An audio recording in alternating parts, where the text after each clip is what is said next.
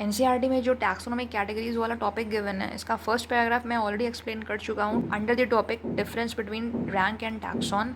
यहाँ पे जो सेकंड पैराग्राफ गिवन है कि taxonomic categories and hierarchy can be illustrated bye an example. जैसे यहाँ पे एग्जांपल इन्होंने दिया है, इंसेक्ट जो है वो रिप्रेजेंट करते हैं ग्रुप ऑफ ऑर्गेनिज्म को, जो कि इंक्लूड करते हैं कॉमन फीचर्स जैसे कि 3 pairs of jointed legs. It means that insects are recognizable concrete objects which can be classified and thus were given a rank or a category। इसका ये मतलब है कि जैसे हम लोग कभी इंसेक्ट बोलते हैं तो हमारे दिमाग में ऐसे आता है कि हाँ 3 पेयर्स ऑफ जॉइंटेड लेग्स होंगे उसके पास, ये सारी चीज़ें होंगी उनके पास, ठीक है। जैसे हम लोग इंसेक्ट बोलते हैं तो हमारे दिमाग में एक कॉन्क्रीट मतलब एक एक्चुअल में एक दिमाग में एक पिक्चर क्रिएट होती है खुद ही कि हाँ ये ऐसा होगा, ठीक है। तो जब ये चीज़ क्रिएट होती है तो इसको हम लोग क्लासीफाई करते हैं और फिर उसके अकॉर्डिंग हम लोग फिर रैंक या फिर कैटेगरी उसको देते हैं, ठीक है। फिर यहाँ पे लिखा है कि रिमेंबर ग्रुप्स रिप्रेजेंट कैटेगरीज, और कैटेगरी जो है जो हम लोग टैक्सोनॉमिक कैटेगरीज होती हैं जिसमें kingdom, phylum, division, class, order, genus, species, ये सारी चीज़ें आती हैं। तो ये जो टैक्सोनॉमिक कैटेगरीज हैं,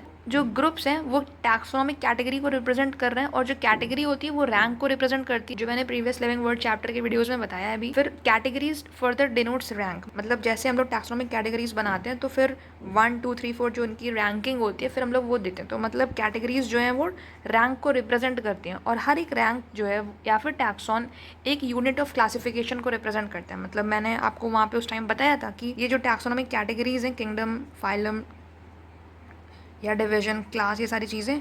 और फिर यहाँ पे जो टैक्सॉन है, जैसे प्लांटे हो गया, फिर उसमें भी एंजियोस्पर्म, फिर मोनोकॉट, फिर ऑर्डर मान लीजिए पोएल्स, फिर पोएसी, फिर ट्रिटिकम, देन एस्टिवम। तो ये सारी चीज़ें ये टैक्सॉन है क्योंकि ये साइंटिफिक टर्म्स हैं, ठीक है। तो यहाँ पे ये जो रैंक है और ये जो टैक्सॉन है वो एक यूनिट ऑफ क्लासिफिकेशन को रिप्रेजेंट करता है। जैसे मैंने बताया था कि जो स्पीशीज़ है वो एक यूनिट ऑफ क्लासिफिकेशन है, उसी तरह से जो जीनस है वो एक यूनिट ऑफ क्लासिफिकेशन है, species smallest unit of classification है। तो जो टैक्सॉन है या फिर जो रैंक है, तो ये सारी चीज़ें यूनिट ऑफ क्लासिफिकेशन को रिप्रेजेंट कर रही हैं, राइट। फिर यहाँ पे ये जो लास्ट मेन लाइन है जहाँ पे स्टूडेंट्स को मोस्टली कन्फ्यूजन होता है कि दीज टैक्सोनॉमिक ग्रुप्स या फिर categories they are distinct biological entities and not merely morphological aggregates.